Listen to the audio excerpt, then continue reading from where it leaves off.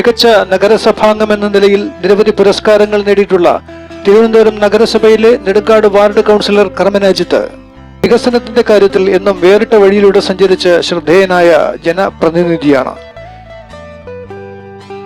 ഇത്തവണ നെടുങ്കാട് വാർഡിലെ വിവിധ പരീക്ഷകളിൽ ഉന്നത വിജയം നേടിയ കുട്ടികളെ അവരുടെ വീടുകളിലെത്തി ആദരിക്കുകയാണ് കർമ്മൻ അജിത്ത് ചെയ്തത്.